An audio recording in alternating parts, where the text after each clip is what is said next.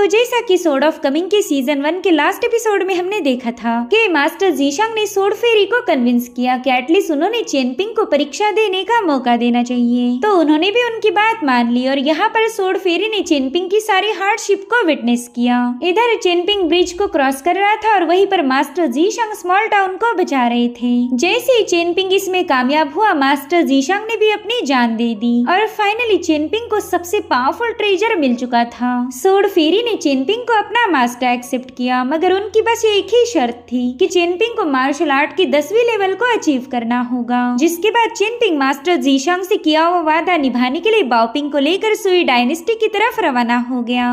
अब आगे तो एपिसोड की शुरुआत में हमें स्मॉल टाउन का सीन दिखाया गया, जहाँ पर मिंग डायनेस्टी की एम्प्रेस सनरुइन अपने 2 साथियों के साथ पहुंच चुकी थी। वो सीधे जाकर सोंग जिनशिन के घर के सामने रुक जाती है, जो कि चेनपिंग का पड़ोसी था। उस घर पर लगे हुए स्प्रिंग स्टिकर्स को देखकर कहने लगी कि माओ कुजान को ऐसे स्टिकर चुराने का काफी ज्यादा शौक था। और उतने में ही सनरुइन की कंपेनियन यांग हुआ ने उसके हाथ में घर की चाबी दे दी। तो ये लोग तुरंत ही दरवाजा ओपन करते हुए सोंग जिनशिन के घर के अंदर दाखिल हो गए। अब सनरुइन उस रूम में रखे हुए हर एक चीज को ऑब्जर्व कर रही थी। साथ ही साथ उसने वहाँ रखा एक मैनुअल उठा लिया। वो अपनी कंपेनियन यांग हुआ से पूछने लगी कि बताओ इस बुक की कीमत डाली मार्केट में कितनी होगी। जिस पर यांग जवाब देते हुए कहने लगी कि योर मैजेस्टी इस बुक की कीमत 60 सिल्वर कॉइन्स होंगे। जो सुनते साथ ही सनरुइन ने उस बुक को नीचे फेंक दिया। वो कहती है कि इससे एक ही बात साबित हो रही कि कन्फ्यूशियन सेंट की टीचिंग इतनी भी कोई खास नहीं। ऐसे सेंट्स रईसों वाली जिंदगी नहीं जी सकते, मगर इनकी जिंदगी काफी ज्यादा कंफर्टेबल होगी। तभी यांग हुआ कहने लगी योर मैजेस्टी आप सोंग जिनशिन से काफी ज्यादा प्यार करती हो और उनकी सफरिंग को देखकर आपको बुरा लग रहा होगा। उन्होंने यहाँ पर रुककर मामूली सी लाइफ को लीड किया, जरूर से उनकी जिंदगी मुश्किलों से भरी होगी। जिस पर एम्प्रेस कहती ना मुझे तो ऐसा नहीं लगता, सोंग जिनशिन ने कभी किसी सफरिंग को विटनेस नहीं किया। वेल इस बंदी की बातों से ही पता चल रहा कि ये सोंग जिनशिन की मदर है। सनरुइन यांग हुआ से कह रही थी कि चलो लू फैमिली का वो एंशिएंट बुक मेरे पास दे दो, मैं उसमें से एक छोटा सा स्पेल चेक करना चाहती हूँ। तो यांग हुआ ने तुरंत ही वो बुक उसके सामने पेश किया। वेल इस बुक में सनरुइन को एक टैलिस्मान मिल चुका था। तो सनरुइन तुरंत ही उस बुक में दिए हुए स्पेल्स को पढ़ते हुए उस टैलिस्मान के पावर्स को एक्टिवेट करने लगी और उसके ऐसा करते साथ ही उस टैलिस्मान के अंदर से बहुत ही स्ट्रॉन्ग एनर्जी रिलीज होने लगी। साथ ही उसमें से एक फ्लावर ब्लूम होते हुए पोर्टल में तब्दील हो गया। तो उस पोर्टल को छूते हुए सनरुइन कहने लगी कि इस बुक में दी हुई डिवाइन पावर्स काफी ज्यादा यूनिक है। मैंने आज तक न जाने कितने ही सारे सेक्ट के मैजिकल बुक्स को पढ़ा होगा, लेकिन कन्फ्यूशियन सेंट के मैजिकल पावर की बात ही कुछ और होती है। और इतना कहते साथ ही सनरुइन सीधे उस पोर्टल में दाखिल हो गई। उस पोर्टल ने उसे एक दूसरे कमरे में पहुंचा दिया था, जो कि हमारे हीरो चेनपिंग का घर था। वो कहती है कि कुछ लोग तो बचपन से ही किस्मत वाले होते, चाहे उनकी जिंदगी में कितनी ही मुसीबतें क्यों ना आए, उनकी लाइफ हमेशा कंफर्टेबल होती। इधर यांग और जनरल वांग भी चेनपिंग के रूम के सामने पहुंच गए। वहीं पर सनरुइन चेनपिंग के पेरेंट्स के मेमोरियल टैबलेट देखते हुए कहने लगी कि कुछ बच्चे जन्म से ही श्रापित पैदा होते हैं, उन्हें बचपन से लेकर मौत तक हमेशा मुश्किलों का सामना करना पड़ता, और ये चेनपिंग भी उन्हीं में से एक है। चेनपिंग मैं जानती हूँ तुम आज न कल मुझसे बदला लेने जरूर आओगे, लेकिन मुझ तक पहुँचने से पहले तुम्हें 3 और क्लैन से निपटना होगा। उनमें से एक है युनशियान माउंटेन, दूसरा है जेंगियांग माउंटेन और आखिर में आएगा शुजियान लेक। और इतना कहते साथ ही सनरुइन ने उसके घर का लॉक ब्रेक कर दिया। वो कह रही थी चेनपिंग मेरे ख्याल से अब नए साल पर ही हमारी मुलाकात होगी। और अब वहाँ से बाहर आकर यांग हुआ से कहने लगी कि इस लॉक को फिक्स करो, किसी को पता नहीं लगना चाहिए कि मैंने इस घर को विजिट किया। और एक बार फिर से सनरुइन ने उस बुक में लिखी हुई एक और टेक्निक को एक्टिवेट कर दिया। उसके ऐसा करते साथ ही वहाँ पर काफी स्ट्रॉन्ग एनर्जी फैलने लगी। वेल इस टेक्निक को सनरुइन ने lord of the 3 mountains and 9 marquis की पावर से एक्टिवेट किया था। और उसके ऐसा करते साथ ही सनरुइन पास्ट के सारे इंसिडेंट को देख पा रही थी। उसने देखा कि छोटा सा चेनपिंग सोंग जिनशिन को चोक कर रहा है। यहाँ पर चेनपिंग उससे कहता है कि मैंने अपनी मदर से प्रॉमिस किया था कि मैं कभी बेवजह किसी को हर्ट नहीं करूंगा, लेकिन तेरी वजह से मुझे अपनी उस कसम को तोड़ना पड़ा। वो कहती है कि मेरा बेटा सोंग जिनशिन बचपन से ही शरारती था, अगर उसने तुम्हें थोड़ा सा परेशान किया तो क्या हुआ, मगर तुम बस उसकी छोटी सी शरारत पर उसकी जान लेने के लिए तैयार हो गए। और तभी सनरुइन को वहाँ पर एक बंदा नजर आया। अगर वो चाहता तो चेनपिंग को रोक सकता था, लेकिन उसने ऐसा नहीं किया। उस बंदे की हरकतें देखकर ही पता चल रहा था कि वो चाहता है चेनपिंग सोंग जिनशिन को खत्म कर दे, लेकिन चेनपिंग ने ऐसा नहीं किया। तो ये सारा इंसिडेंट देखने के बाद सनरुइन गुस्से में उस इल्यूजन से बाहर आ गई और गुस्से में कहने लगी कि ये सब के सब कमीने हैं। मैं तो चाहती हूँ कि अभी के अभी इस पूरे टाउन को फिनिश कर दूं। जो सुनते साथ ही जनरल वांग उनकी तरफ आगे बढ़ने लगा। वो कह रहा था, योर हाइनेस, सिर्फ एक छोटे से इंसिडेंट को देखकर आप किसी बंदे को मार नहीं सकती। आफ्टर ऑल चेनपिंग ने सोंग जिनशिन पर अटैक क्यों किया था, इसके पीछे की वजह हमें पता नहीं। उसकी बातें सुनते ही सनरुइन जोर जोर से हंसने लगी। वो कहती कि तुम्हारी हिम्मत की तो दाद देनी चाहिए। तुम मार्शल आर्ट की बस 8वीं राउंड पर हो, मगर फिर भी मेरे सामने इतनी कॉन्फिडेंटली जबान लड़ा रहे। वहीं पर यांग हुआ ने भी अपनी सोड को म्यान से बाहर पुल कर लिया, जिसके चलते वहाँ पर काफी स्ट्रॉन्ग एनर्जी फ्लो हो रही थी। तो सनरुइन उसे समझाती कि हम सभी लोग एक ही साइड पर हैं, तो छोटी मोटी चीजों पर फाइट करने का कोई फायदा नहीं। जिसके बाद वो जनरल वांग को बताने लगी कि जैसा आप सोचते हो मैं वैसी बेरहम नहीं हूँ, बस मुझे इस दुनिया की कड़वी हकीकत पता चली। यहाँ पर नेक दिल लोगों को बुली किया जाता और इसी वजह से मैंने धीरे धीरे खुद को बदलना शुरू किया। अब अगर जनरल वांग अभी भी मेरे फैसले के बीच में इंटरफेयर करेंगे तो फिर उन्हें यहाँ से बॉर्डर पर भेज दिया जाएगा। जो सुनते साथ ही जनरल वांग तुरंत ही उसके सामने माफी मांगने लगा। वो कहता है कि मैंने आपके डिसीजन के बीच में इंटरफेयर करके बहुत बड़ी गलती कर दी। आप बस हुक्म करो, मैं आपकी खातिर हजारों लोगों को कुर्बान कर दूंगा।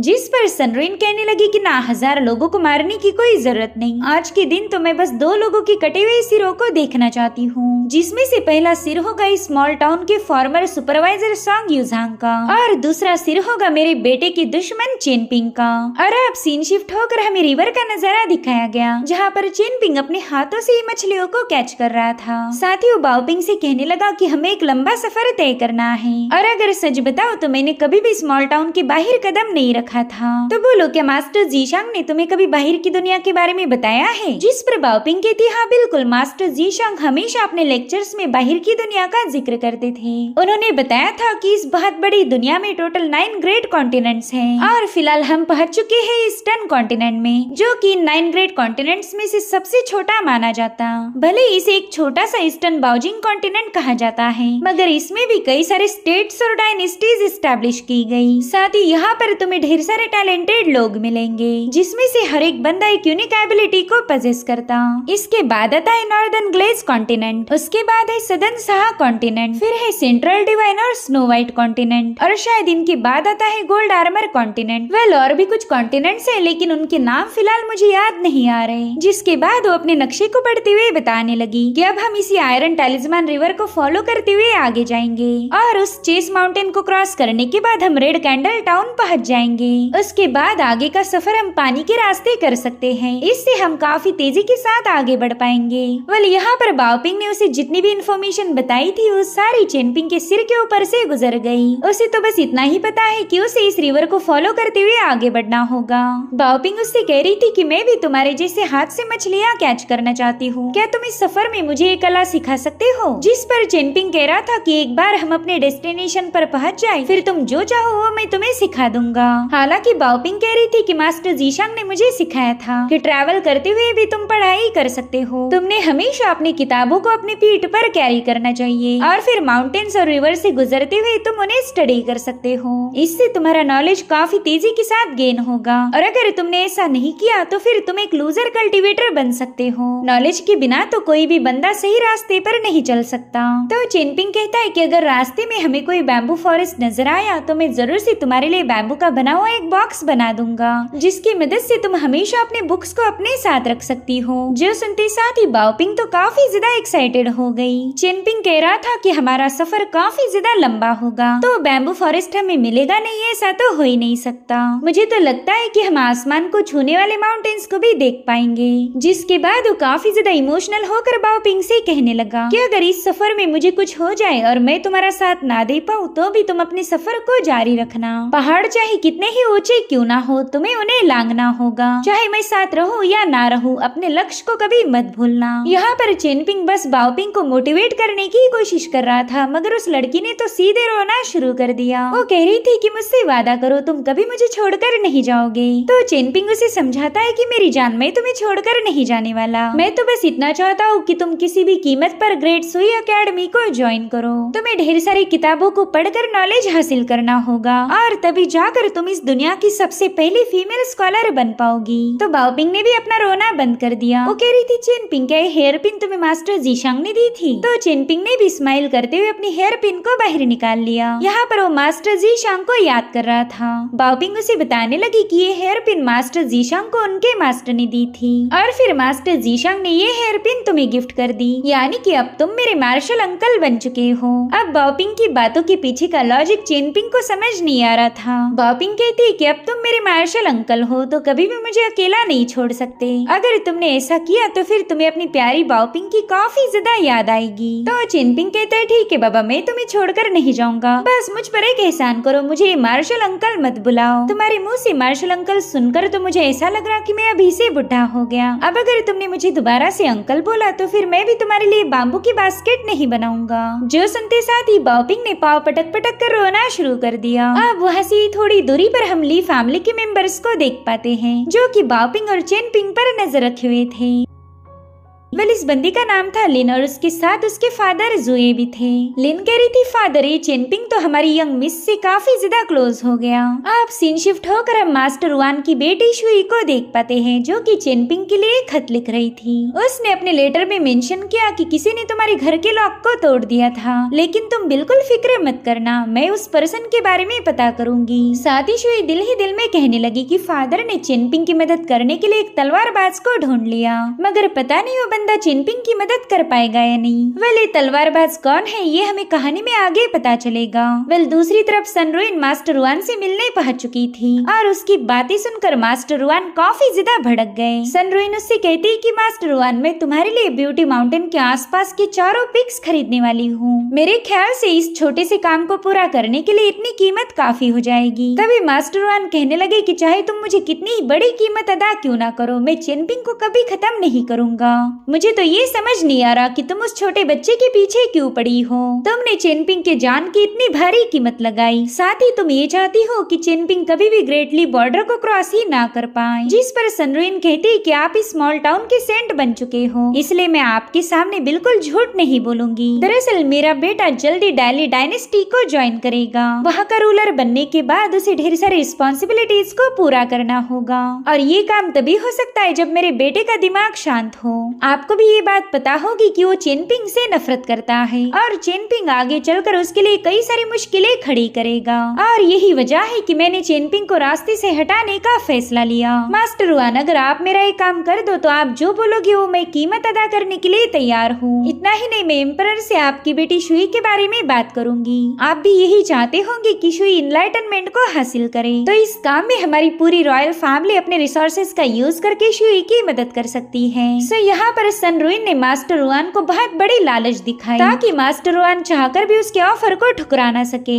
और फिर मास्टर वान ने उसे जवाब दिया, वो कहते हैं कि दोबारा से स्मॉल टाउन में कदम रखने की जुर्रत भी मत दिखाना, और अगर तुमने ऐसा किया तो फिर मुझे मजबूर होकर तुम पर हाथ उठाना पड़ेगा। तुम भी अच्छे से जानती हो कि मेरा एक ही हथौड़ा तुम्हारा काम तमाम करने के लिए काफी हो जाएगा। जो सुनकर सनरुइन कह रही थी हाँ मैं समझ गई, तुम उस चेनपिंग को कभी खत्म नहीं करोगे। कोई बात नहीं, मैं चेनपिंग को ग्रेटली बॉर्डर तक आने का इंतजार करूंगी और फिर वहाँ पर तो मैं तुम्हारी मदद के बिना भी उसका काम तमाम कर सकती। और फिर सनरुइन ने एक परिंदे के जरिए अपना पैगाम भिजवा दिया। इधर मास्टर वान को किसी की आहट महसूस हुई थी तो बड़ी ही तेज रफ्तार के साथ सीधे जंगल की तरफ रवाना हो गए। इधर चेनपिंग नदी किनारे प्रैक्टिस कर रहा था, जो देखकर लिन अपने फादर से कहने लगी कि इस बंदे को तो सफर की बिल्कुल भी जल्दी नहीं, ये तो जहाँ मौका मिले वहाँ पर टाइम पास करना शुरू कर देता। अब तो मैं इनका पीछा करके थक गई, मेरे ख्याल से हमने सीधे इनके सामने जाना चाहिए। हालांकि मास्टर जू ने इसके लिए मना कर दिया। वो कहते हैं कि मिस बाओपिंग ने हमें उनके साथ जाने से मना किया था, तो हमने बस दूर से इन पर नजर रखनी चाहिए। ये बात मत भूलो कि पिछली बार चेनपिंग ने मुकाबले में तुम्हें हरा दिया था। जिस पर लिन गुस्से में कहने लगी कि फादर मैं आपकी वजह से ही कमजोर हूँ, आपने मुझे अपनी ची पावर्स को सर्कुलेट करने से मना किया था, वरना तो मैं अपने एक ही झापड़े में चेनपिंग का काम तमाम कर देती।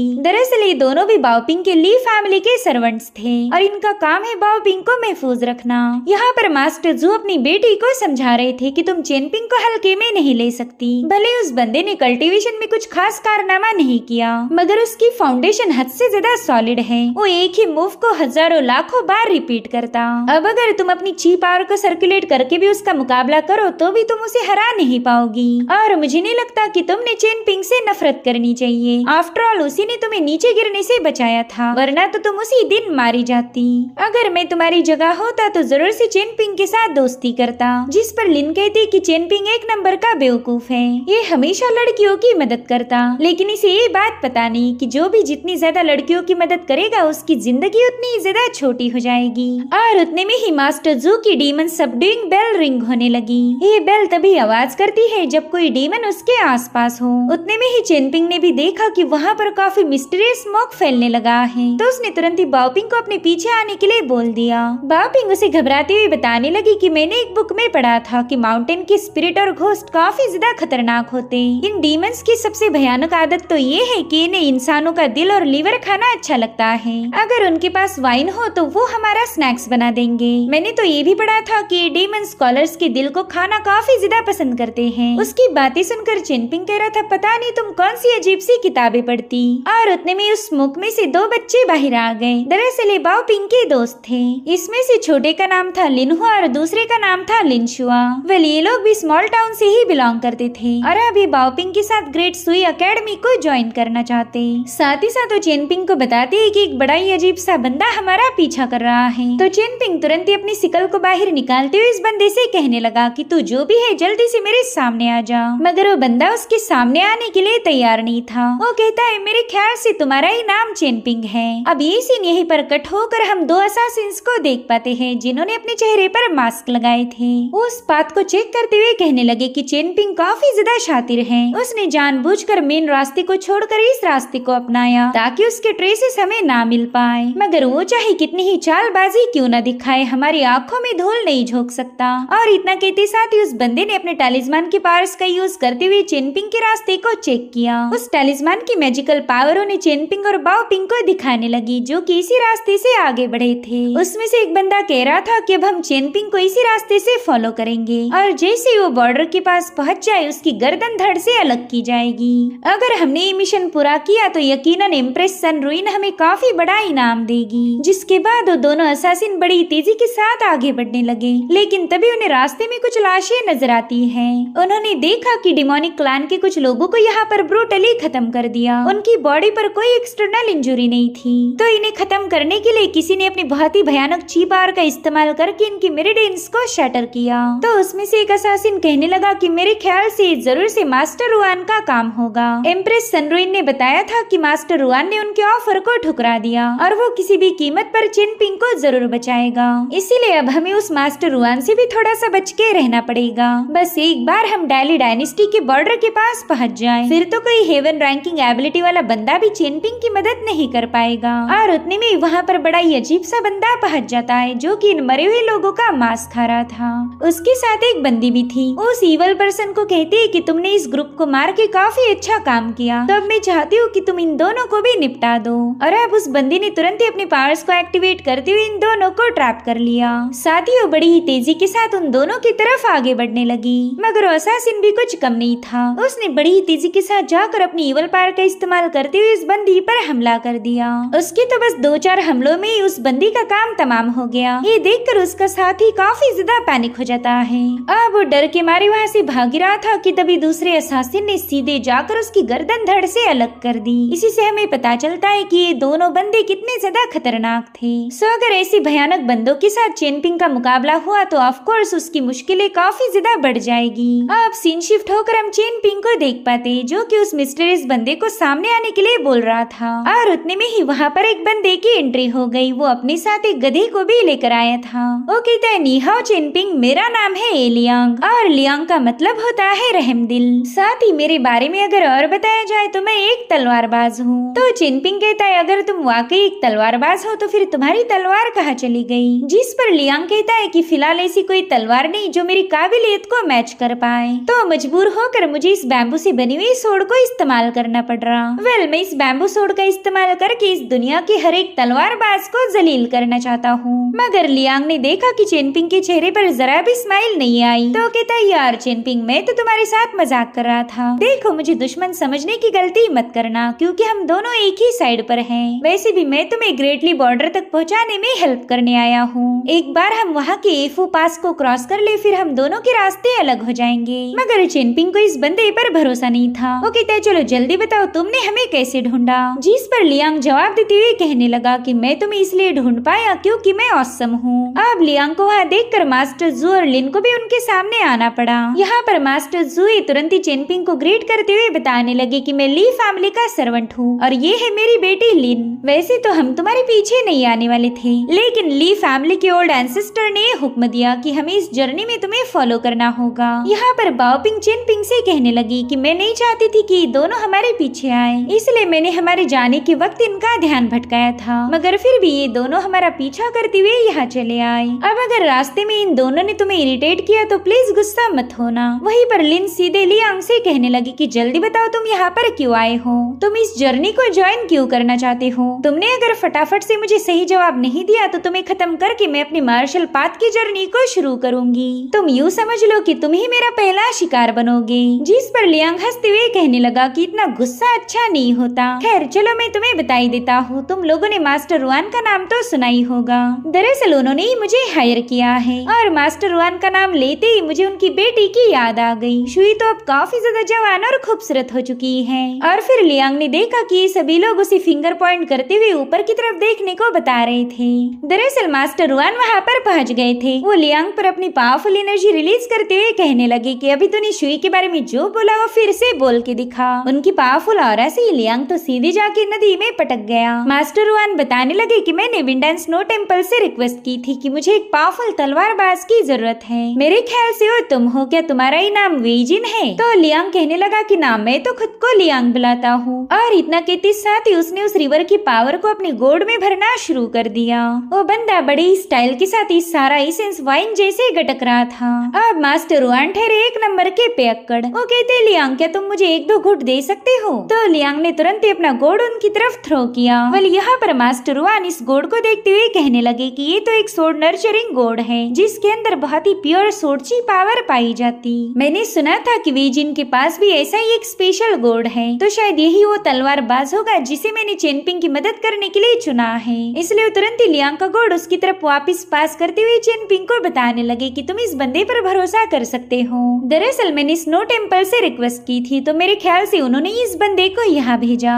ये बंदा तुम्हें डायली डायनेस्टी की एफो पास तक पहुँचा देगा। तो ये सब सुनकर चेनपिंग और उसके दोस्त मास्टर रुआन को ग्रीट करने लगे और मास्टर रुआन भी उन्हें अलविदा कहते हुए स्मॉल टाउन की तरफ रवाना हो गए। तो इस तरह से इनका सफर दोबारा से शुरू हो गया। अब चेनपिंग और बाओपिंग के साथ एक पूरी टीम थी। वहीं पर शरारती लिन हुआ तो सीधे जाकर लियांग के गधे पर बैठ गया मगर लियांग ने फटाफट से उस बच्चे को उतार दिया था। तो लिन हुआ उससे कहने लगा कि तुम मुझे हुक्म नहीं दे सकते, भला मैं तुम्हारी बात क्यों सुनूंगा। तो लियांग कहता है बच्चे मैं तुम्हारा बाप हूँ जो सालों पहले मेले में खो गया था। जो सुनते साथ ही लिन हुआ काफी ज्यादा मायूस हो जाता है। जो देख लियांग सोच रहा था कि जरूर से इस बच्चे की फैमिली की हिस्ट्री में कोई प्रॉब्लम होगा इसलिए तो इतना मायूस हो गया। मैंने तो इस छोटे बच्चे को बेवजह ही हर्ट कर दिया। और उतने में लिन हुआ जोर जोर से हंसने लगता है। वो कह रहा था देखो मैंने तुम्हें कितनी आसानी से उल्लू बनाया, इससे तो बस एक ही बात साबित होती कि तुम एक नंबर के बेवकूफ हो। जो सुनते साथ ही लियांग और लिन हुआ की मस्ती शुरू हो गई। लिन हुआ उससे कह रहा था कि अगर तुम मुझे अपने गधे पर बैठने दोगे तो मैं भी तुम्हें मेरी माँ के साथ दोबारा से शादी करने की परमिशन दूंगा, लेकिन सबसे पहला तुम्हें मुझे अपनी तलवारबाजी दिखानी होगी। अगर तुम मुझे अपनी मूव्स दिखाकर इम्प्रेस कर पाए तो ही रिश्ता पक्का होगा। तो लियांग भी अपनी तलवारबाजी का हुनर दिखाने के लिए एक लकड़ी के टुकड़े को एज ए सोर्ड यूज करता है। उसने एक पत्ते पर अपने ढेर सारे स्लैशेस रिलीज कर दिए जो देखकर ये सभी लोग हैरान थे। मगर वो पत्ता तो पूरी तरह से सही सलामत था। जो देखते साथ ही लियांग ने फटाफट से उसे कैच कर लिया। इधर ये लोग भी समझ गए कि ये बंदा तो बस बड़ी बड़ी बातें फेंकने में माहिर है। अब सुबह से लेकर शाम हो गई और पूरे रास्ते में लियांग बस इन्हें अपने बहादुरी के किस्से सुना रहा था। वो कह रहा था कि मैंने तो एक बार अकेले ही 10 डीमन किंग्स का सामना किया था। मैंने अपनी सबसे special dragon emerging from the sea technique का इस्तेमाल करते हुए डीमन किंग्स का खात्मा कर दिया। हमारी बैटल इतनी ज्यादा भयानक थी कि अर्थ एंड हेवन में खलबली मच गई। मगर ये सभी लोग उसकी बातें सुनकर इतना थक गए कि कोई उस पर तवज्जो नहीं देता देता। इनफैक्ट लिन हुआ ने तो उसकी सारी बातें सुनने के बाद रिवॉर्ड के तौर पर उसके पीछे से एक लात जड़ दी। अब रात के समय ये सभी लोग एक जगह पर स्टे करने के लिए रुक जाते हैं। लियांग कह रहा था कि आज दोपहर में मेरा मूड बिल्कुल भी अच्छा नहीं था, इसलिए मैं तुम लोगों के सामने अपनी तलवारबाजी का सच्चा हुनर दिखा नहीं पाया। दरअसल हर एक ट्रू सोर्ड मास्टर उसी वक्त अपनी सोर्ड को बाहर निकालता है जब उसका मूड अच्छा हो, और मेरे साथ भी यही सीन है। क्या तुम्हें पता है मेरी सोर्ड इतनी ज्यादा तेज है कि बारिश की बूंदे भी मुझे भिगा नहीं सकती। और उतने में ही लियांग पर तेज बारिश होना शुरू हो गई, जो देखते साथ ही लिन हुआ ने उस पर जोर जोर से हंसना शुरू किया। जो देख लियांग कह रहा था, यार तुम लोग कितने ज्यादा कमीने हो, कोई भी मुझ पर यकीन नहीं कर रहा। खैर कोई बात नहीं, जब भी मुझे मेरी सपनों वाली सोर्ड मिलेगी तब मैं उस माउंटेन को काट दूंगा। उसी वक्त तुम्हें पता चलेगा कि लियांग तलवारबाजी का मास्टर है। और उतने में उस बंदे का पाँव फिसल गया, मगर शुक्र है कि किसी ने उसे फिसलते हुए नहीं देखा। और अब यहाँ पर लियांग सीधे माउंटेन की तरफ रवाना हो गया। वो काफी देर तक वापिस ही नहीं आता तो चेनपिंग कहने लगा कि मैं लियांग को लेके आता हूँ, शायद वो हम सभी पर नाराज है। जिस पर मास्टर जू कहने लगे कि चेनपिंग मैं भी तुम्हारे साथ चलूंगा, लेकिन चेनपिंग ने इसके लिए मना कर दिया। वो कह रहा था कि ऐसे भयानक वेदर की तो मुझे आदत है, मैं अक्सर तूफानी रातों में हर्ब्स कलेक्ट करने के लिए माउंटेन पर जाया करता था, तो इस हल्की सी बारिश का मुझे डर नहीं लगता। साथ ही वो मास्टर जू को बता रहा था कि मास्टर रुआन ने लियांग को वेजिन नाम से पुकारा था। भले ही वो बंदा हमारे साथ काफी अच्छा बर्ताव कर रहा, लेकिन फिर भी मैं उस पर पूरी तरह से यकीन नहीं कर पा रहा हूँ। हमें कुछ भी करके उसकी असली पहचान के बारे में पता लगाना ही होगा, इसलिए प्लीज आप यहीं पर रुक कर इन सब का ध्यान रखना, मैं जल्दी ही वापिस आ जाऊंगा। और इतना कहते साथ ही चेनपिंग सीधे लियांग को ढूंढने के लिए रवाना हो गया। अब सीन शिफ्ट होकर हमें स्मॉल टाउन का पुराना सुपरवाइजर सॉन्ग यू जैंग दिखाया गया, जो कि शराब के नशे में पूरी तरह से धुत था। और तभी वो देखता है कि एक बंदा उससे मिलने पहुंच चुका है। सॉन्ग यू जैंग तो उस बंदे को वहाँ देखकर बिल्कुल भी सरप्राइज नहीं हुआ। वो कह रहा था, चलो फाइनली तुम यहाँ पर आ ही गए। दरअसल ये बंदा कोई और नहीं बल्कि जनरल वांग था, जो कि सन रुइन के साथ है। सॉन्ग यू जैंग उससे कहने लगा कि मेरे दोस्त, मैं जानता हूँ तुम यहाँ पर क्यों आए हो। मैं चाहता हूँ कि तुम अपने काम को अंजाम देने से पहले मुझे जी भर के शराब पीने दो। वही दूसरी तरफ यांग हुआ सन रुइन से कहने लगी कि मैं जानती हूँ आप चेनपिंग को मारना क्यों चाहती हो। दरअसल चेनपिंग सॉन्ग जिनशिन का हार्ट डीमन है। जब तक चेनपिंग जिंदा रहेगा तब तक हमारे प्रिंस सॉन्ग जिनशिन अपनी कल्टीवेशन पर फोकस नहीं कर पाएंगे, और इसी वजह से आप चेनपिंग को रास्ते से हटाना चाहती। लेकिन मुझे एक बात समझ नहीं आ रही कि आप इस सॉन्ग यूजैंग को मारना क्यों चाहती हो। उसे तो हमारे एम्परर ने ही यहाँ का सुपरवाइजर बनाया था, तो फिर उसे खत्म करने का क्या मतलब। जिस पर रुइन जवाब देते हुए कहने लगी कि यहाँ के ब्रिज पर 4 लेटर्स लिखे गए थे, इनका मतलब है विंड राइजिंग वाटर फ्लरिशिंग। यहाँ पर सॉन्ग क्लैन के ढेर सारे लोग बेरहमी से मारे गए। इस ब्रिज के इन 4 लेटर्स में ढेर सारे राज छुपे हैं, और ये सारे राज सॉन्ग यूजैंग को पता चल चुके हैं, तो इसीलिए उसे मरना होगा। अगर सिर्फ बात इन सीक्रेट्स की होती तो शायद मैं उस बंदे को जिंदा छोड़ देती, लेकिन उसने एक ऐसी गलती की है जिसके लिए मैं कभी उसे माफ नहीं कर सकती। वेल सन रुई ने ऐसा इसलिए कह रही है क्योंकि बचपन में जब चेनपिंग ने सॉन्ग जिनशिन को चोक किया था, उस वक्त सॉन्ग यूजैंग ने चेनपिंग को रोकने की जरा भी कोशिश नहीं की, यानी कि वो चाहता था कि सॉन्ग जिनशिन मारा जाए। वही दूसरी तरफ सॉन्ग यूजैंग नशे की हालत में जनरल वांग से कहने लगा कि मैं चाहता हूँ कि तुम मेरा एक पैगाम सॉन्ग जिनशिन तक पहुँचा दो, उसे बताओ कि वो मेरा नाजायज बेटा है, तो उसने अपना नाम बदलकर सॉन्ग मू रखना चाहिए। जिस पर जनरल वांग कहने लगा कि तुम तो इस तरह से अपनी मौत को बड़ी जल्दी से बुलावा भेज रहे। जो सुनते साथ ही सॉन्ग यूजैंग ने जोर जोर से हंसना शुरू कर दिया। वही दूसरी तरफ सन रुइन बता रही थी कि इस बंदे ने पूरे टाउन में रूमर्स फैलाए कि सॉन्ग जिनशिन उसका नाजायज बेटा है। उसकी इस हरकत की वजह से सॉन्ग जिनशिन की काफी ज्यादा बदनामी हुई, उसे हमेशा एक नाजायज औलाद कह के ताने मारे गए। तो मेरे लिए इतना रीजन काफी है उस सॉन्ग यूजैंग को खत्म करने के लिए। इधर सॉन्ग यूजैंग बता रहा था कि जवानी के दिनों में मुझे पढ़ाई करने का काफी ज्यादा शौक था, और फिर एक दिन मैंने ईस्टर्न वास्ट कॉन्टिनेंट की ड्रैगन सिटी के बारे में पढ़ लिया। ऐसा कहा जाता है कि वहाँ पर समंदर की लहरों ने उस पूरे कॉन्टिनेंट को बर्बाद किया था। तो मैं चाहता हूँ कि ग्रेट डाली डायनेस्टी इसी तरह से बर्बाद हो जाए। और फिर क्या, जनरल वांग ने एक ही सेकंड के अंदर सॉन्ग यूजैंग का काम तमाम कर दिया। उसका सिर जब सन रुइन के सामने पेश किया और बंदी तो खुशी से झूम उठी। वो कह रही थी चलो सॉन्ग जिनशिन का एक दुश्मन तो मारा गया, अब बारी है उसके दूसरे दुश्मन चेनपिंग की। पता नहीं उसकी कटी हुई गर्दन कैसे दिखेगी। वही दूसरी तरफ चेनपिंग लियांग को ढूंढते हुए क्लिफ के पास पहुंच गया, मगर वो लियांग ना होकर सन रुइन का असासिन था।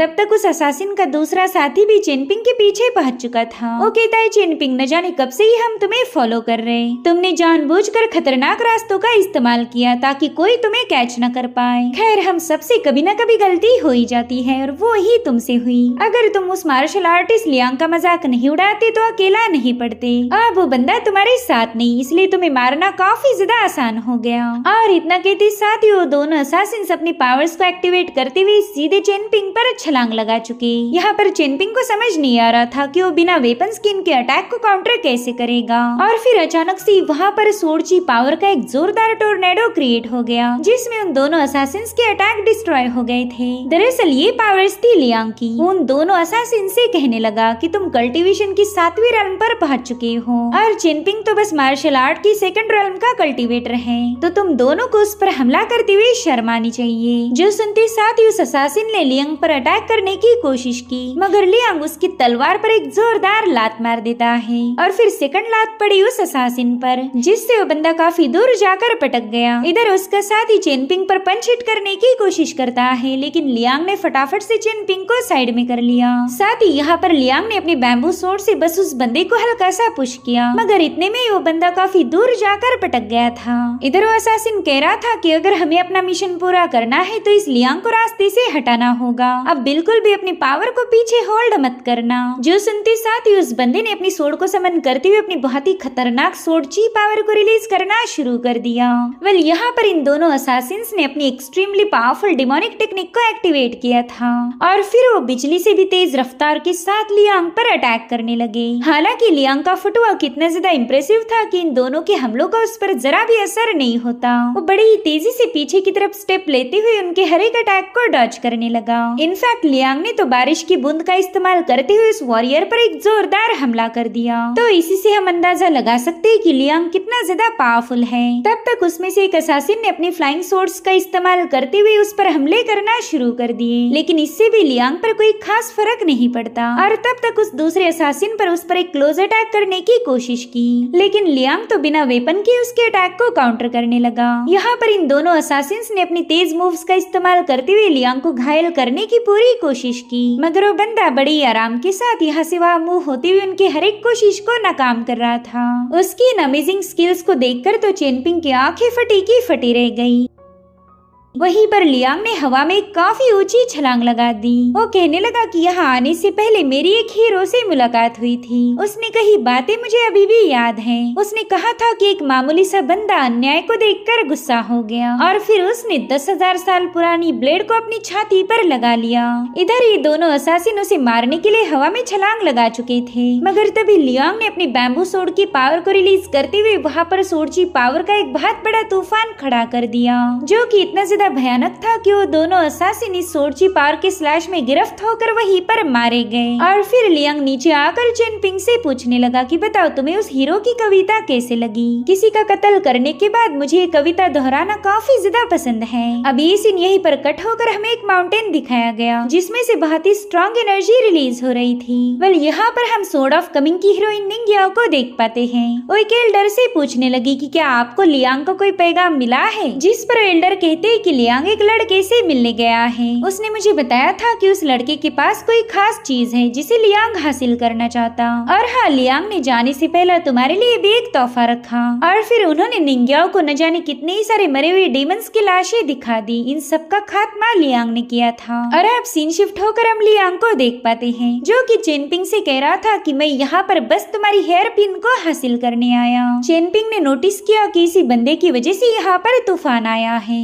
यानी कि लियांग के पास ऐसी पावर्स थी कि वो हेवन एंड अर्थ को भी शेक कर दे। वो कहता है चेनपिंग चलो बताओ, क्या तुम्हें ऐसा लगता है कि तुम मेरे हाथों मारे जाओगे? तो चेनपिंग भी गुस्से में उससे पूछने लगा कि आखिर तुम कौन हो? जिस पर लियांग कह रहा था कि मेरा नाम है लियांग और लियांग का मतलब है रहमदिल। मैं तुम्हें एक बार फिर से बताता हूँ कि मुझे वो हेयर पिन चाहिए। जिस पर चेनपिंग कहने लगा कि ये तो बस जेड के मटेरियल से बनी हुई मामूली सी पिन है, इसे मुझसे छीन कर भला तुम्हें क्या ही हासिल होगा। जिस पर लियांग कह रहा था कि चेनपिंग इसका फैसला तुम नहीं लोगे। तो चेनपिंग उससे कहता है कि अगर तुम मेरी वजह से यहाँ आए हो तो मेरे साथियों को कोई नुकसान मत पहुँचाना। तभी लियांग उसे बताने लगा कि कुछ सालों पहले हेयर पिन एक स्कॉलर के लिए आभूषण हुआ करती थी और तुम कोई स्कॉलर नहीं हो तो ये हेयर पिन तुम्हारे पास नहीं होनी चाहिए। मास्टर जीशांग ने इसे कई सालों तक संभाल के रखा था, तो मुझे पूरा यकीन है कि इस हेयर पिन में ढेर सारे सीक्रेट्स होंगे। हो सकता है कि ये उनके नॉलेज के इनहेरिटेंस की चाबी हो। और अब लियांग ने चेनपिंग को डराने के लिए वहाँ की चट्टानों पर स्लैशेस रिलीज किए। उसके स्लैशेस से वहाँ पर गहरी दरारें बन गई और फिर लियांग अपनी सोड को चेनपिंग के गले पर लगाते हुए कहने लगा कि ये हेयर पिन तुम पर बिल्कुल सूट नहीं करती।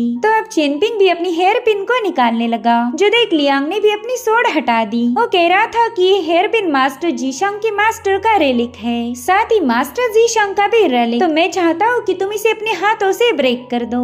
अगर तुमने ऐसा किया तो मैं तुम्हें खत्म नहीं करूँगा। और हाँ, एक बात याद रखो, मैं कभी झूठ नहीं बोलता। तुम इसे ब्रेक करो और मैं तुम्हें खत्म नहीं करूँगा। इधर चेनपिंग ने मौका मिलते ही लियांग पर पंच हिट करने की कोशिश की, ये जानते हुए भी कि ये बंदा कितना ज्यादा पावरफुल है। जो देख लियांग कह रहा था ना, ये तो मुझे पसंद नहीं आया, और फिर वो बड़ी ही तेजी के साथ वहाँ से साइड में हट गया। चेनपिंग ने देखा कि इस बंदे ने तो ऑलरेडी उसकी हेयर पिन निकाल ली है। उसे चेक करते हुए कहने लगा कि ये तुम्हारा मामूली सा गुस्सा और मास्टर जीशांग का स्वभाव देखकर ही समझ आ रहा कि ये हेयर पिन तुम पर सूट करेगी। शायद इसी वजह से मास्टर जीशांग ने हेयर पिन तुम्हें दी होगी, इसमें कोई सीक्रेट नहीं। तो ये लो, तुम अपनी हेयर पिन रख सकते हो। तो चेनपिंग भी धीरे से अपना हाथ आगे बढ़ाते हुए उस हेयर पिन को होल्ड कर लेता है, मगर लियांग ने अभी भी उस हेयर पिन को नहीं छोड़ा। वो कह रहा था कि चेनपिंग आगे चलकर ऐसी बेवकूफी मत करना, भला ये मामूली सी हेयर पिन तुम्हारी जान से बेहतर कैसे हो सकती। देखो, मेरी एक बात याद रखो, इस हेवन के नीचे सबसे बड़ा सच है जिंदा रहना। तुम्हारी जिंदगी से ज्यादा कोई दूसरी चीज मायने नहीं रखती।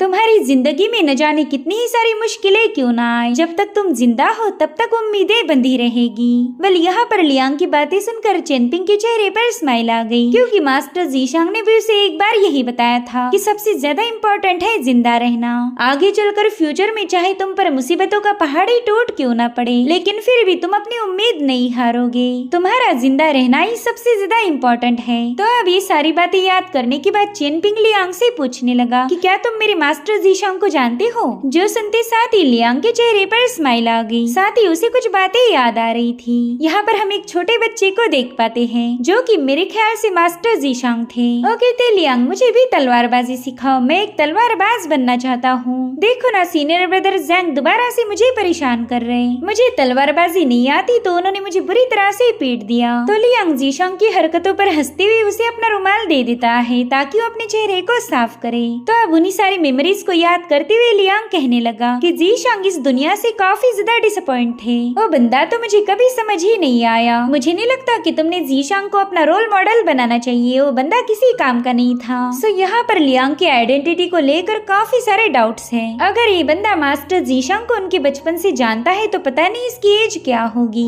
वो चेनपिंग से कहता है कि इस दुनिया की अच्छाई और बुराई को तुमने अभी तक विटनेस ही नहीं किया, इसलिए मास्टर जीशांग की बात तुम्हारे लिए सही नहीं होगी और ना ही तुम मेरी बात पर चल सकते हो, क्योंकि मैं काफी ज्यादा ब्रूटल हूँ। वैसे चेनपिंग, हम दोनों में एक बात कॉमन है, हम दोनों भी स्कॉलर्स नहीं। मुझे लगा था कि मेरी प्रेशियस चीज तुम्हारे पास है, लेकिन मेरा अंदाजा पूरी तरह से गलत था। और इतना कहते साथ ही लियांग ने अपनी फिंगर से वहाँ की चट्टान पर कुछ वर्ड्स कार्व कर दिए। वो चेनपिंग को बताता है कि स्मॉल टाउन की एक जगह पर मैंने ऐसे ही वर्ड लिखे हैं, तो मैं चाहता हूँ कि तुम भी वहाँ पर अपनी 2-3 लेटर्स कार्व करना, और अगर ऐसा नहीं किया तो मैं तुम्हारी जम के धुलाई करूंगा। यहाँ पर लियांग चेनपिंग के साथ मस्ती कर रहा था और वहीं पर चेनपिंग उससे कहता है कि मुझे तुम्हारी कोई बात समझ नहीं आ रही, अगली बार तुम जब भी अपना मुंह खोलोगे तो ऐसी बातें बोलना जो मेरे समझ आ जाए। तो जोर जोर से हंसते हुए कहने लगा कि मेरा नाम है लियांग और लियांग का मतलब है रहमदिल। जिस पर चेनपिंग कह रहा था, अरे हाँ हाँ, बाकी की बकवास मत करना, मैं जानता हूँ तुम एक तलवारबाज हो, पता नहीं तुम खुद के बारे में इतना लंबा डिस्क्रिप्शन क्यों देते हो। उतने में ही लियांग खुश होकर एक चट्टान पर क्लाइंब कर गया। वो कह रहा था कि चलो हमारा मामला तो सेटल हो गया, अब मैं तुम्हें ग्रेट डाली डायनेस्टी की बॉर्डर तक पहुँचा दूंगा। वो सभी बच्चे वहाँ जाने के बाद आसानी के साथ पढ़ाई कर सकते, उन्हें वहाँ पर कोई दिक्कत नहीं होने वाली, लेकिन उन्हें लोकेशन पर पहुँचाने के बाद तुम्हें खुद का ध्यान रखना पड़ेगा। तुम उन्हें सुई डायनेस्टी में पहुँचाने के बाद जिंदा वापिस आ पाओगे या नहीं, ये तुम्हारी एबिलिटीज पर निर्भर करेगा।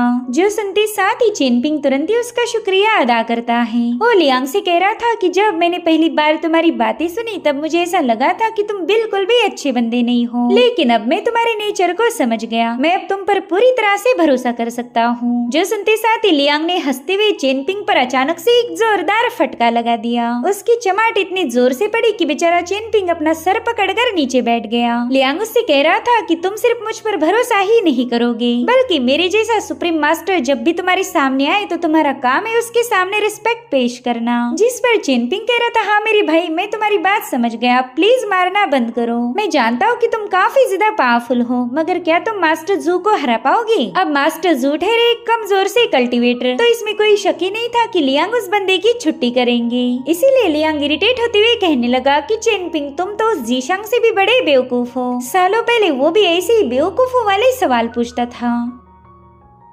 अब हमें सीधे अगले दिन की कहानी दिखाई गई, जहाँ पर चेनपिंग के सभी दोस्त अपने अपने काम में बिजी थे। वहीं पर लिनहुआ लियांग से कह रहा था कि चेनपिंग ने हमें बताया कि तुम कल रात माउंटेन पर हल्का होने गए थे। तुम वहाँ इसलिए गए थे ताकि तुम्हें अपनी गंदगी को साफ न करना पड़े। उसकी बातें सुनकर ही लियांग की हंसी छूट गई। उसका कान मरोड़ते हुए कहने लगा कि मैं जानता हूँ चेनपिंग ऐसा नहीं बोलेगा। तो लिनहुआ उससे कह रहा था कि प्लीज मेरा कान छोड़ दो और बदले में मैं तुम्हें अपनी सिस्टर से इंट्रोड्यूस कराऊंगा। वेल, मेरी सिस्टर का नाम है लियू। भले उसका नाम थोड़ा सा अजीब है, लेकिन वो काफी ज्यादा खूबसूरत है। देखो, अगर तुम्हें मेरी बातों पर यकीन नहीं तो तुम लिन शुआ से पूछ सकते हो। ये तो हमेशा मेरी सिस्टर को पटाने की कोशिश करता, लेकिन उसने अभी तक इस बंदे को घास नहीं डाली। जो सुनते साथ ही लिन शुआ भी शर्माने लगा, क्योंकि लिन हुआ ने कही सारी बातें सच थी। इधर लियांग अपनी मैजिकल पावर का इस्तेमाल करते हुए सीधे लिन हुआ के माइंड स्पेस में पहुंच चुका था। वो तो इस जगह को देखकर ही हैरान हो गया। वो कह रहा था कि लिन हुआ तो काफी ज्यादा स्पेशल है, शायद इसी वजह से इस जंगल में उसे एक खराश तक भी नहीं आई। इसने बचपन से ही किसी ग्रेट मास्टर के अंडर ट्रेनिंग की होगी। जिसके बाद लिन हुआ से कहता है कि ठीक है, मैं तुम्हारी सिस्टर से शादी करूंगा, लेकिन ये बताओ कि मेरे ससुर जी का क्या नाम है।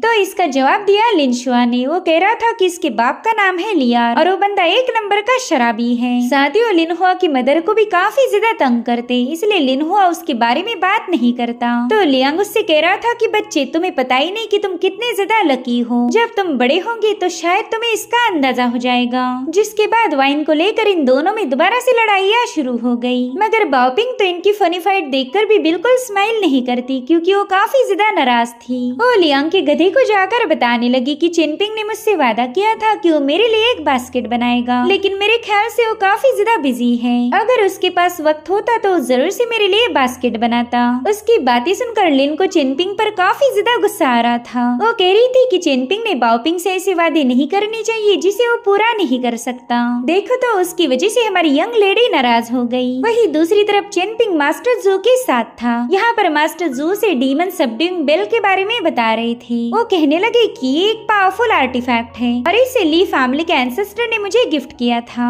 तो यहाँ पर चेनपिंग उन बेल्स को बजाकर देखने लगा, लेकिन उसमें से कोई आवाज नहीं आ रही थी। तो कंफ्यूज होकर मास्टर जू से कहने लगा कि ये तो बस नाम के लिए बेल है, इनसे कोई आवाज नहीं आ रही। जो सुनते साथ ही मास्टर जू हंसने लगे। वो कह रहे थे कि चेनपिंग, ये एक डीमन सबड्यूइंग बेल है, अगर आसपास कोई डीमन रहा तो ये बजना शुरू कर देगी। अब तुम ही बताओ, अगर ये लगातार बेवजह ही बजती गई तो हमें कितना ज्यादा टॉर्चर होगा। और अब चेनपिंग सीधा मुद्दे पर आ गया। वो कहता है, मास्टर जू बताए आपने मुझे यहाँ पर क्यों बुलाया है? तो वो कहते, चेनपिंग तुमने माउंटेन एप का मुकाबला किया था और उस वक्त मेरी बेटी लिन के साथ भी तुम्हारी फाइट हुई। उस वक्त माउंटेन एप हमारी ली फैमिली का मेहमान था और इसी वजह से लिन को तुम्हारे साथ मुकाबला करना पड़ा। तो मैं चाहता हूँ कि तुम मेरी बेटी लिन की गलती को माफ कर दो। प्लीज उसकी बातों को दिल पर मत लगाना। भले ही पास्ट में हम लोगों में कई सारे डिफरेंसेस थे, लेकिन अब बाओपिंग को सुई डायनेस्टी में पहुंचाना हम सबका मिशन है। हम ली फैमिली के वफादार सर्वेंट हैं, तो बाओपिंग को कभी नुकसान नहीं पहुंचाएंगे। तो चेनपिंग भी उनकी बात मान गया। वो कह रहा था कि आपकी बातें सुनकर मुझे काफी ज्यादा रिलीफ फील हो रहा है। हम सब मिलकर जरूर से इन बच्चों को उनके डेस्टिनेशन तक पहुंचा देंगे। वहीं पर मास्टर जू दिल ही दिल में कहने लगे कि चेनपिंग के पास बस टफ बॉडी नहीं, बल्कि उसका माइंड भी काफी ज्यादा स्टेडी है और इसकी इसी एबिलिटी की वजह से इसने माउंटेन एप को काफी तगड़ी टक्कर दी थी। अगर चेनपिंग की जगह मैं होता तो शायद माउंटेन एप का कभी मुकाबला नहीं करता, क्योंकि इसके लिए करेज की जरूरत पड़ती, जो कि मुझसे ज्यादा चेनपिंग के पास है। यहाँ पर चेनपिंग को समझ नहीं आ रहा था कि मास्टर जू अचानक से इतने खामोश कैसे हो गए। उनसे पूछता है कि सीनियर आप ठीक तो हो ना? जो सुनते साथ ही सीनियर जू ने सीधे देर रिवर में छलांग लगा दी और चेनपिंग से कह रहे थे कि मेरी इस मूव को केयरफुली ऑब्जर्व करो। देखो, एक मार्शल आर्टिस्ट तभी महान बन सकता है जब उसने लाइफ एंड डेथ सिचुएशन को फेस किया हो।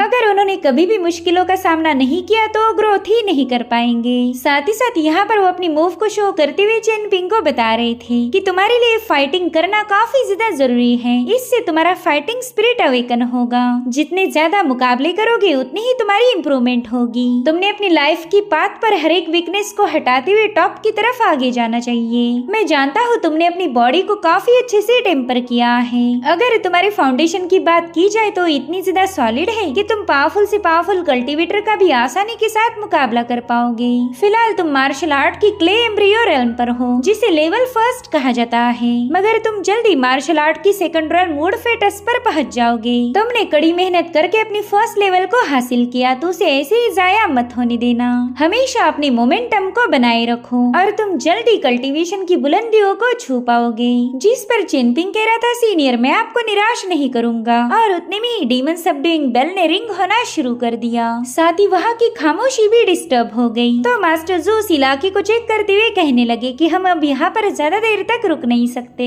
अब ये सीन यहीं पर कट होकर हम जनरल वांग को देख पाते हैं। उन्होंने चेनपिंग को खत्म करने के लिए जिन असासिन्स को भेजा था उनकी ही उन्हें लाशें मिल गई। भले दोनों बंदे कल रात ही लियांग के हाथों मारे गए थे। यहाँ पर सनरुइन जनरल वांग से पूछने लगी कि बताओ इनका काम तमाम किसने किया। तो वांग जवाब देते हुए कह रहा था कि ये दोनों बंदे एक ही ब्लेड से मारे गए। किसी ने बड़े ही ब्रूटल तरीके से इनकी मेरिडियंस को शटर किया है। जिस पर सनरुइन कहने लगी कि ये दोनों फेंगशू टेम्पल से बिलोंग करते थे। ऐसा कहा जाता है कि वहाँ के लोग इनविंसिबल हैं, मगर एक अनजान बंदे ने आकर इन्हें बड़ी ही आसानी के साथ मार दिया। यांग हुआ, चलो मुझे इनके नाम बताओ। मैं इन दोनों के बारे में सब कुछ जानना चाहती हूँ ताकि हमें पता चले कि हमारा कितना ज्यादा नुकसान हुआ। तो यान हुआ तुरंत ही उन दो असासिन्स के बारे में सनरुइन को बताने लगी। वो कहते कि इसमें से एक का नाम था लीहू और ये 7वीं रेल्म का ग्रैंड मास्टर था, और वहीं पर दूसरे का नाम था हु यिंगलिन और ये भी 8वीं रेल्म का कल्टीवेटर था। ये दोनों भी फ्लाइंग सोर्ड्स और डाविस टैलिस्मान्स को यूज करने में माहिर थे। और इनकी खास बात ये है कि 20 सालों में कभी भी अपने मिशन में फेल नहीं हुए। इन दोनों ने भी आपके इस मिशन को पूरा करने के लिए अपनी जान दांव पर लगा दी थी। तो हम ये बोल सकते हैं कि इन दोनों ने हमारी ग्रेट डाली डायनेस्टी के लिए बहुत बड़ी कुर्बानी दी। जो सुनकर सनरुइन को इन दोनों असासिन्स की मौत पर काफी ज्यादा बुरा लग रहा था, मगर जब तक चेनपिंग खत्म नहीं होगा इस बंदी को सुकून नहीं मिलेगा। वो कह रही थी कि यहाँ से थोड़ी दूरी पर कीदुन माउंटेन है। अगर मेरा अंदाजा गलत नहीं तो वही ब्लैक एंड व्हाइट स्टोन्स का घर था। वो स्टोन्स न जाने कई सौ सालों से एक दूसरे को डिवावर कर रहे। उस इलाके में जो भी गया वो जिंदा वापिस नहीं आता। वेल यहाँ पर सनरुइन जिस ब्लैक एंड व्हाइट स्टोन के बारे में बात कर रही थी उनके बारे में हमें थोड़ी देर में पता चलेगा। यहाँ पर यांग हुआ सनरुइन से कहने लगी कि हाँ ब्लैक एंड व्हाइट न जाने कितने ही सालों से एक दूसरे को डिवावर कर रहे हैं। साथ ही साथ वहाँ जाने वाले किसी बंदे को जिंदा नहीं छोड़ते। अगर आप ऑर्डर दो तो हम डाली डायनेस्टी की एक एक्सपर्ट की टीम भेजकर उन दोनों को खत्म करवा सकते हैं। हालांकि सनरुइन ने इसके लिए मना कर दिया। वो कहने लगी कि ब्लैक एंड व्हाइट स्टोन हमारे लिए यूजफुल है। एक बार उनका काम पूरा हो जाए फिर हम उन्हें मार देंगे। जिसके बाद वो चेनपिंग से कहने लगी कि चलो अब देखते हैं तुम कितने ज्यादा पावरफुल हो। मेरे असासिन्स को तो तुमने मरवा दिया, लेकिन अब तुम्हारा आगे का सफर काफी ज्यादा मुश्किल होगा।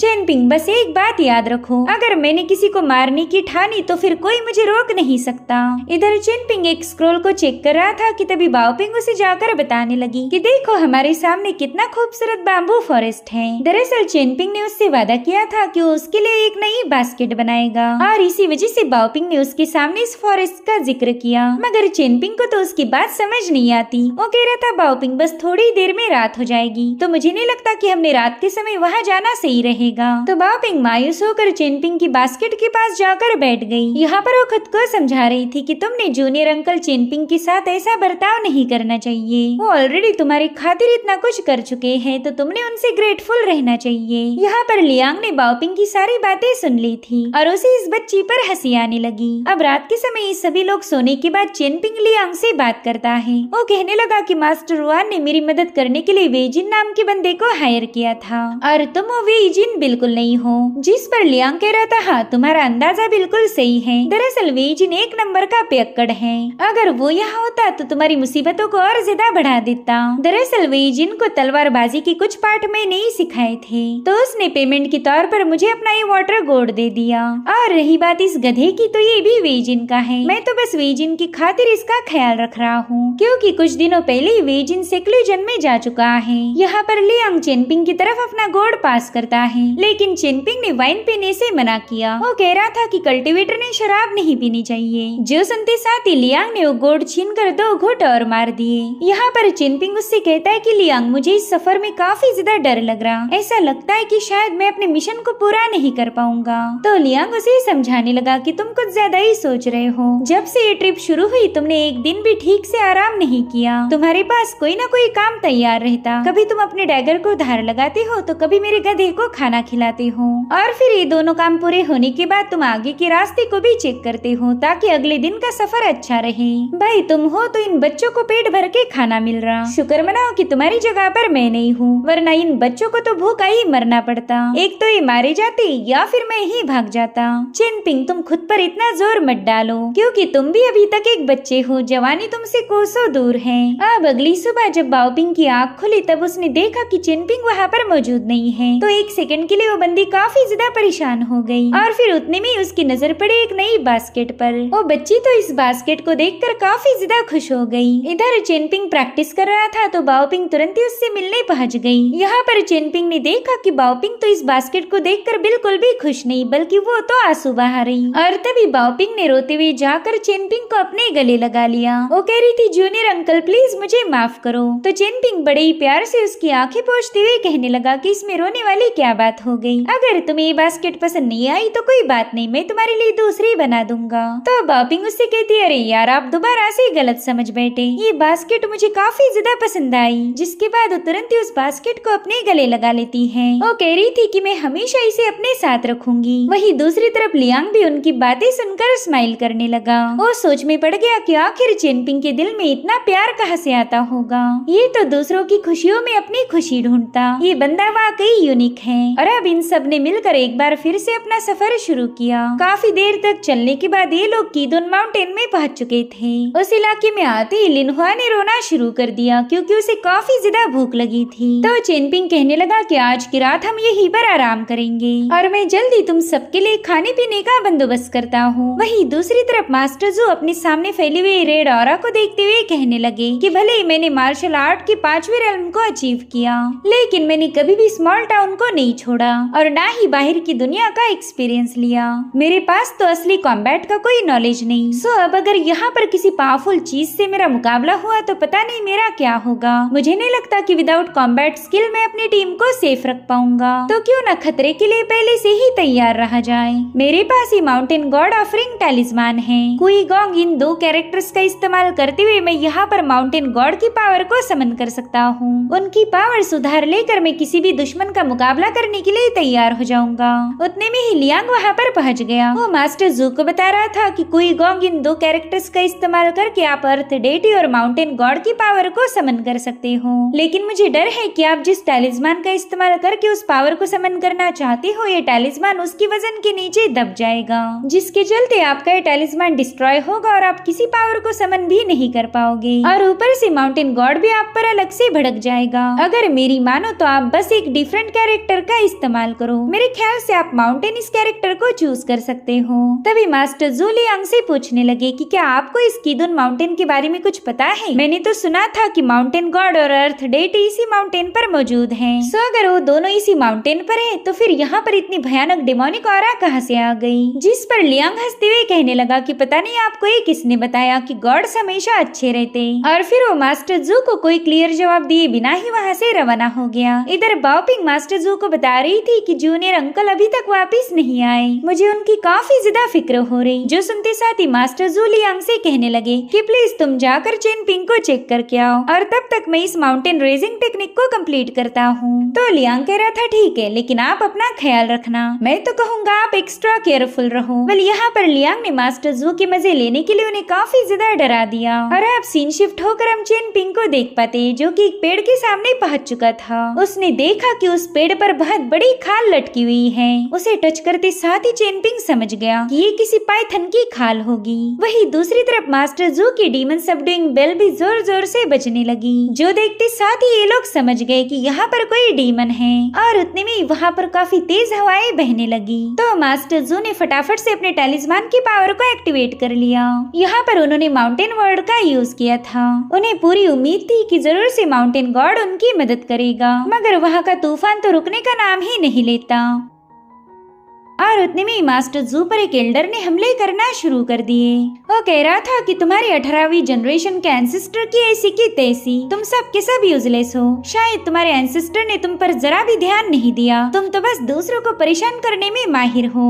भले एल्डर है अर्थ डेटी, और रोते हुए कहने लगा कि मैं न जाने कितने ही सालों से इस माउंटेन में गरीबी से जीता आया हूँ, ताकि एक दिन ग्रेट डायली डायनेस्टी मुझे officially mountain and water God का टाइटल दे दे। मेरी तो इंतजार करते करते बहू भी बूढ़ी हो गई, और अब जाकर फाइनली तुमने मुझे समन किया। और उतने में मास्टर जू ने उस बंदे को उसकी स्टिक के साथ ही ऊपर उठा लिया, तो एल्डर उसके मुंह पर स्पिट करके तुरंत ही उनकी टीम में शामिल हो जाता है। साथियों, मास्टर जू से कह रहा था कि अगर तुझ में दम है तो तू खुद ही जाकर उन मॉन्स्टर्स को खत्म कर दे। वेल, यहाँ पर मास्टर जू को समझ नहीं आता कि आखिर ये बंदा इतना किससे डर रहा है। और अब हमें एक भयानक ब्लैक पाइथन दिखाया गया। उसने जैसे ही इन्हें देखा वो तुरंत ही उनकी तरफ आगे बढ़ने लगा, और डेटी तो फटाफट से उन पाइथन्स को बताने लगा कि देखो ये बच्चे काफी ज्यादा डिलीशियस है, तो प्लीज इन्हें खा लो। वैसे भी मेरे फ्लेश को खाकर तुम्हें मजा नहीं आने वाला। वहीं पर बाओपिंग चिल्लाने लगी कि अगर हेवन ने इस बुढ़े को डेटी का दर्जा दिया है तो जरूर से हेवन अंधा होगा। ये बुढ़ा तो हम बच्चों से भी ज्यादा कमजोर है। अब यहाँ पर मास्टर जू ने अपने एक जोरदार पंच के साथ उस पाइथन पर अटैक कर दिया, जिससे उनका थोड़ा सा कॉन्फिडेंस बूस्ट हो चुका था।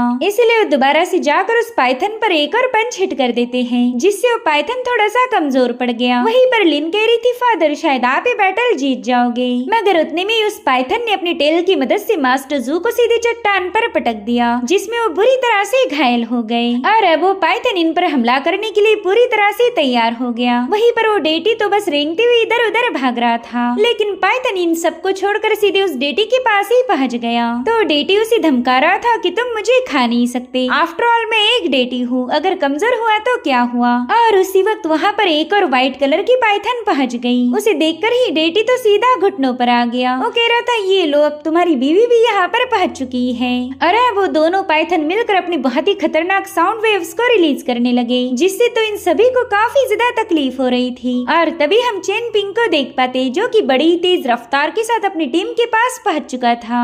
उसने तो सीधे ब्लैक पाइथन की बॉडी को क्लाइंब करके व्हाइट पाइथन पर छलांग लगा दी। चेन पिंग की सिकल सीधे उस व्हाइट पाइथन के माथे में घुस चुकी थी, जिससे तो पाइथन जोर जोर से चीखने लगी। और अब मौका मिलते ही चेन पिंग अपने साथियों को लेकर वहाँ से भागने लगा, लेकिन ब्लैक पाइथन उनका रास्ता रोक लेता है। वहीं दूसरी तरफ से व्हाइट पाइथन भी जख्मी हालत में वहाँ पर पहुँच चुकी थी। उसने तो सीधे चेन पिंग पर ही अटैक कर दिया, मगर चेन पिंग उसके जबड़े को कसके पकड़ा हुआ था, ताकि वो गलती से भी इस पाइथन के पेट में न चले जाए। तो उस पाइथन ने भी गुस्से में आकर चेन पिंग को एक चट्टान पर पटक दिया, जिसमें वो बुरी तरह से घायल हो जाता है। हालांकि उसने दोबारा से उस पाइथन को चैलेंज किया। यहाँ पर चेन पिंग सोच रहा था कि ये माउंटेन तो अंदर से पूरी तरह से खोखले हो चुके, तो क्यों ना इसी का इस्तेमाल किया जाए। और अब वो ये सारी प्लानिंग बनाई रहा था कि उसी वक्त तो पाइथन उसे एक ही फटके में काफी दूर पटक देती है। चेन पिंग की सिकल वहाँ से थोड़ी दूर पर मौजूद थी, तो तुरंत ही अपनी वेपन की तरफ भागने लगा।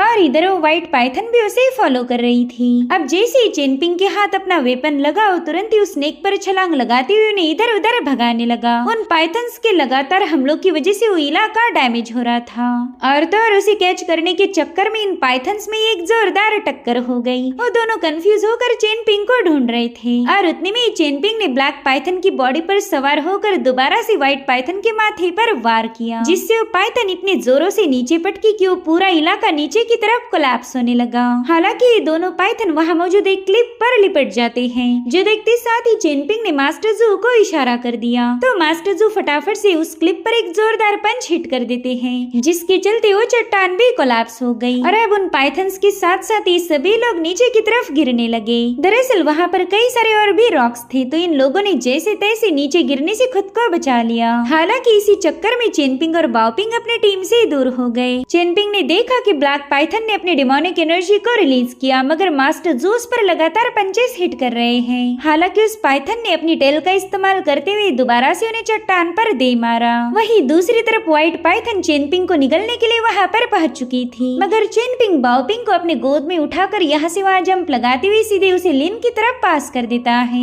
इतना ही नहीं, उस चट्टान पर ढेर सारी तलवारें थी, तो पाइथन अपनी एनर्जी का इस्तेमाल करते हुए चेनपिंग को उन सोर्ड से घायल करने लगी, जिससे चेनपिंग बुरी तरह से लहूलुहान हुआ। बाओपिंग ने तो उसकी ये हालत देखकर ही रोना शुरू कर दिया। उसे लग रहा था कि कहीं चेनपिंग इस पाइथन के हाथों मारा न जाए, मगर चेनपिंग दोबारा से उठ गया। वो वही की एक तलवार उठाकर बड़े स्टाइल के साथ उस सांप को अपनी तरफ बुला रहा था, जिसके बाद उसके मुंह के साइड से गुजरते हुए सीधी उसकी बॉडी पर अपनी तलवार लगा देता है। मगर इस पाइथन की स्केल काफी ज्यादा स्ट्रॉन्ग थी, इसलिए चेनपिंग ने छलांग लगाते हुए सीधे उसके माथे को निशाना बनाया और जानबूझकर एक जगह पर खड़ा हो गया, तो पाइथन बड़ी तेजी से उस पर टूट पड़ी। इधर ये सभी लोग चेनपिंग के लिए परेशान थे, मगर चेनपिंग तो उसके माथे पर सवार है। उसने अपनी सिकल सीधे उस पाइथन के माथे में घुसा दी थी, जिससे वो काफी ज्यादा तड़पने लगी। यहाँ पर चेनपिंग जोर जोर से चिल्ला रहा था, मगर उसने अपनी सिकल को नहीं छोड़ा और फिर एक बार फिर से उसने व्हाइट पाइथन को लहूलुहान कर दिया। ये दोनों भी काफी तेजी से नीचे गिरने लगे थे, मगर चेनपिंग अपनी सिकल को चट्टानों में घुसाती हुई दोबारा से ऊपर आ गया